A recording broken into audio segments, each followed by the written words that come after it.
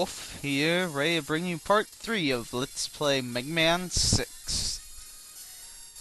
In our last video, we took down the Lizard Man, one of the easiest robot masters in this entire game, even though he has a heart cold as ice.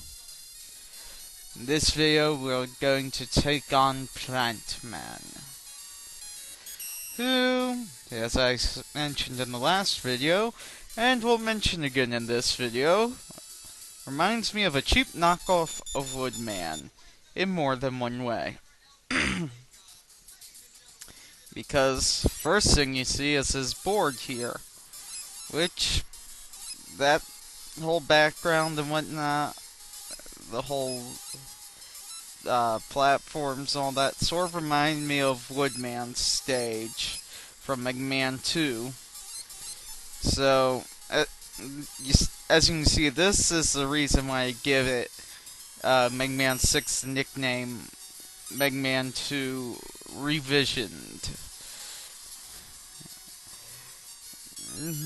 But, you know, not going to... I'll try not to, you know, drag the name of this game through the muck any longer, but, because it's actually fun to play still, just, I think they could have done a lot more with it. Either that or they should have just taken it to, Super Nintendo, because really that's what happened. This was one of the later games for the Nintendo Entertainment System, and the Super Nintendo had been out for a bit, had its popularity, and, you know, everything was just switching to Super Nintendo being Nintendo's main platform system there, and, you know, they still made some games for Nintendo, but I think with some of them, like MM6, they would have done better just to have released it on Super Nintendo. Because it's not like Super Nintendo didn't have any Mega Man games for the first series. I mean, they had like Mega Man 7, and you can even find Japanese versions of Mega Man and Bass, which is a fun game, by the way. So it's not like they didn't have stuff. It's just I really don't know why they put MM6 on Nintendo and didn't just wait to transfer to Super Nintendo.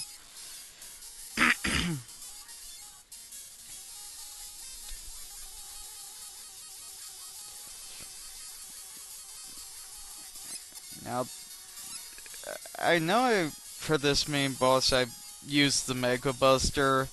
It's probably easier actually, and most people sort of agree. Just don't bother with the Mega Buster. Use your regular shot. You can get rid of him much quicker. I don't know why I even bothered with the Mega Buster before on that. I guess just something I'm used to, but, you know, even in the first games when they introduced, even Mega Man 4 when they first introduced Mega Buster idea, I mean, most of the enemies were much easier still with your regular arm cannon than waiting for a full charge shot, especially the Robot Master. Some of the other enemies, like this sort of cannon thing here, you'd want to use your charge up shot for, but a lot of the enemies, just in general, I preferred and found it much easier to use regular old arm cannon for. Now, this part of the game, a lot of people, especially on the Nintendo, when it first came out, found it to be hard, and on emulators, since they have the ability, I know a lot of them use save states. Really, you don't have to. just be careful of the jumping fish, and you should be fine. Because, I mean, as long as you're holding down the jumping button here, you should be fine for this entire section. Just remember, like when you're on a platform, to actually press the jumping button instead of just holding it. But like when you're on these springs, holding it's your best bet.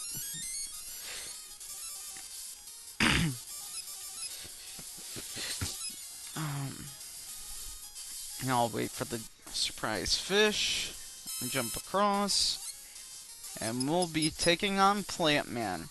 Now in this game, unlike Mega Man 4, Mega Buster is useful and the better bet against your robot masters, but you know, for the rest of the game, for like some of the mini bosses and whatnot, I still use Arm Cannon over Mega Buster if given the chance. It's just I'm used to holding down certain buttons usually, which is why you see the whole Mega Buster charging up. Now, Plant Man can be pretty easy so long as you do him right, because you pretty much just have to jump over a shield. So as long as you're timing your jumps right and whatnot, and as long as he actually jumps like he's supposed to, you can pretty much get rid of Plant Man without any hits as well. He's another one of your easy bosses for Robot Masters from Mega Man 6. Probably one of the easiest. I debate usually between Blizzard Man and Plant Man, and I apologize for the video going so slow there, and had not been going so extremely slow, I probably would not have been hit there, which is annoying to me because I was hoping to sort of do a whole ownage thing, but now that threw me off because it was going so slow, dang it. That's doing really well till it went slow too. Stupid thing! Hi. Anyway, that's Plant Man for you, and as I say, it sort of reminds me of a cheap knockoff of Woodman, only it doesn't have anything falling from the sky that you have to dodge. You get Plant B and Rush Adapter. I really don't know what the... Oh, probably Plant Barrier, since it's a shield. Now, Rush Adapter in this one's a little different, and I'll probably be showing you that in upcoming videos, especially since I have to get the beat parts. And the beat parts are done by going to secret areas of Tomahawk Man, Yamato Man, Nightman, and Centaur Man stages where you go up against the Robot Masters in there, but because the way you went, you get like beat B part, beat E part, beat A part, beat T part, and when you have all four parts, you get beat. Also in Tomahawk Man stage, I'm pretty sure it is, I have to get the, this is the first game that I think where it shows up.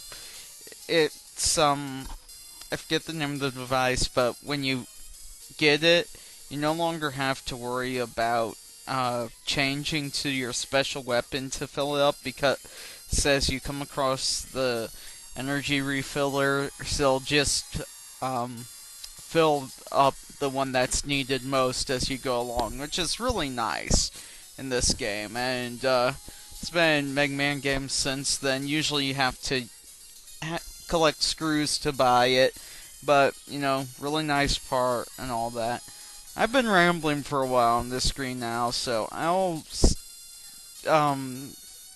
see you all in the next video. This is Wulv signing off.